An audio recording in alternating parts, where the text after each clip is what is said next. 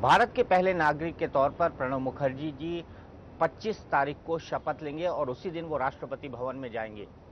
कैसा रहा उनका इलेक्शन कैंपेन और क्या है उनकी आगे की तैयारी, इस बारे में बात करने के लिए हमारे साथ खुद मौजूद हैं महामहिम प्रणब दा, बहुत बहुत बधाई हो हमारे तमाम दर्शकों की तरफ से। सबसे पहले मैं आपसे ये जानना चाहूँगा कि इस इलेक्शन कैंपेन में हमने आपको बहुत जगहों पर देखा, खास तौर पर उत्तर प्रदेश जैसी स्टेट में जहां पर आपने लगभग 600 एमएलएस को, लगभग 70 एमपीज को एक साथ एड्रेस किया और धारा प्रवाह हिंदी में गए।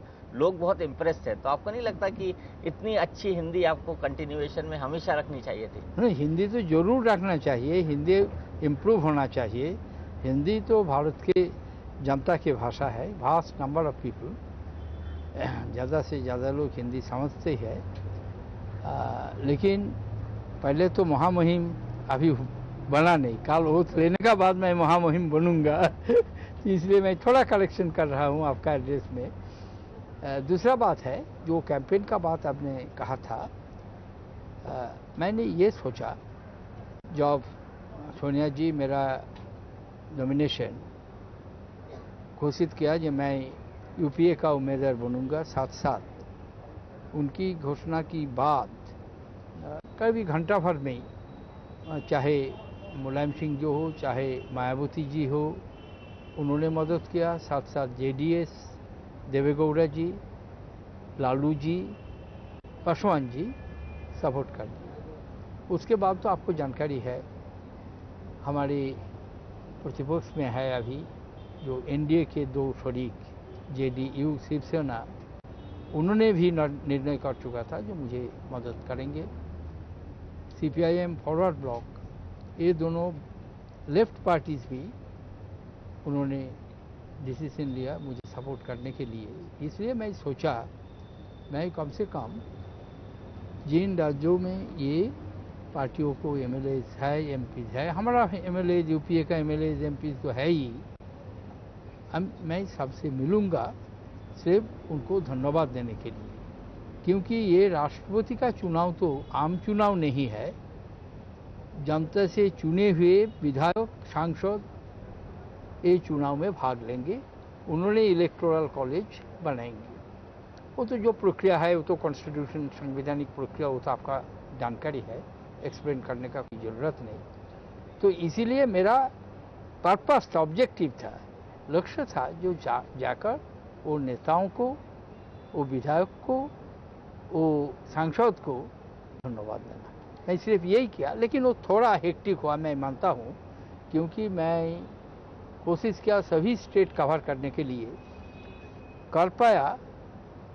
आई थिंक कुछ स्टेट में इकट्ठा बुलाया, चाहे नॉर्थ ईस्टर्न हो, मेघालय, मिजोरम, अरुणाचल, मणिपुर, सभी गुवाहाटी में मिला। नागालैंड में अलग से गया, त्रिपुरा में अलग से गया, और गोवा, महाराष्ट्र एक साथ किया। बाकी सभी स्टेट में मैं गया, लेकिन थोड़ा हेक्टिक हुआ। दादा, लगभग 1 महीना हो गया है आपको सरकार से बाहर हुए। आपका जो 40 साल से, लगभग 50 साल से लाइफस्टाइल था, cabinet meetings, party meetings, party के फंक्शंस, सरकार के functions, as a foreign minister दुनिया की पूरी सैर, कितना बदला लगा आपको अपना जिंदगी जब कैबिनेट की नोटिंग आपको नहीं लिखनी पड़ती है, इतना सारा फाइल नहीं होता है?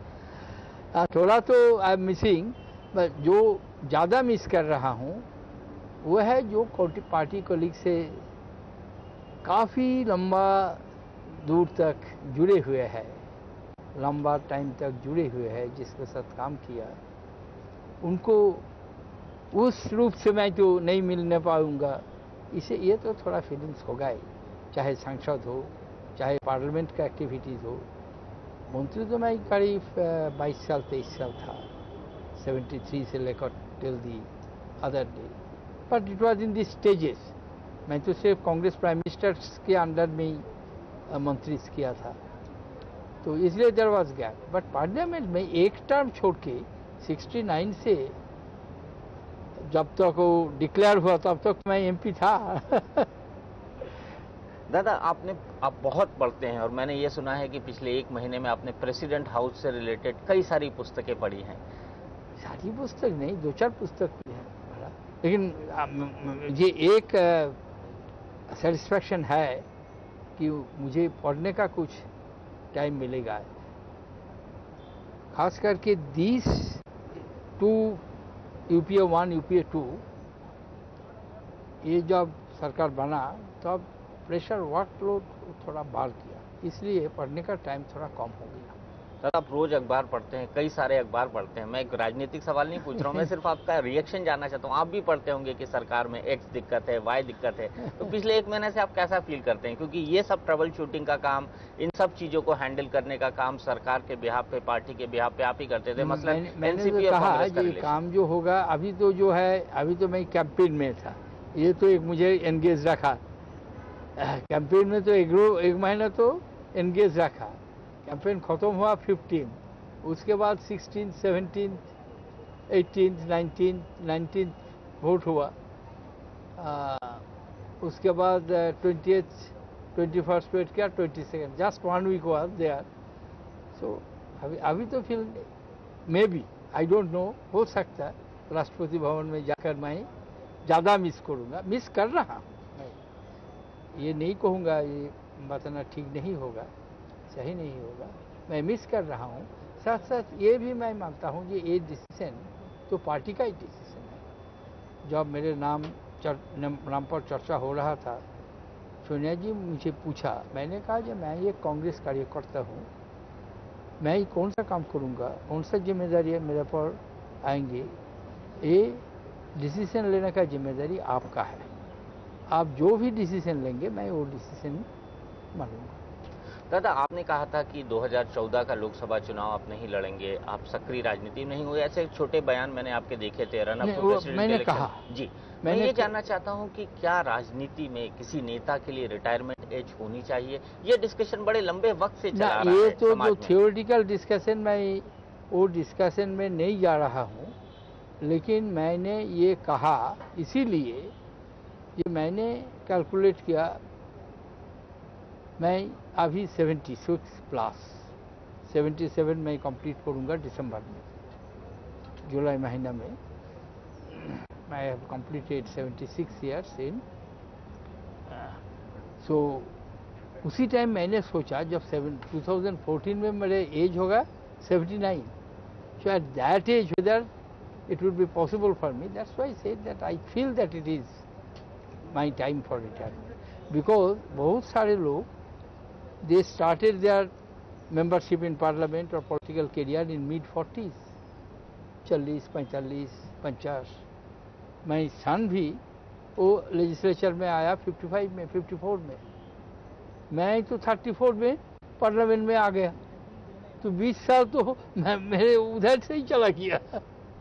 इसलिए मैंने सोचा जी काफ़ी लंबा देर हो गया। तो 2 आखिरी छोटी छोटी बातें, मुझे पता है आपके पास वक्त बहुत कम है। लोग चाहते हैं, लोगों से हम जब बात करते हैं, उनके जब रिएक्शंस आते हैं, वो चाहते हैं कि प्रणव दा सरकार में इतने सक्रिय रोल में रहे हैं, बहुत एक्टिव पॉलिटिशियन रहे हैं, they would like to see you as people's president. आपने कुछ सोचा है कि किस तरीके से प्रेसिडेंट हाउस में रहते हुए भी आप आम आदमी से जुड़े रहेंगे? ना, वो तो सोचना होगा, वो तो करना ही होगा।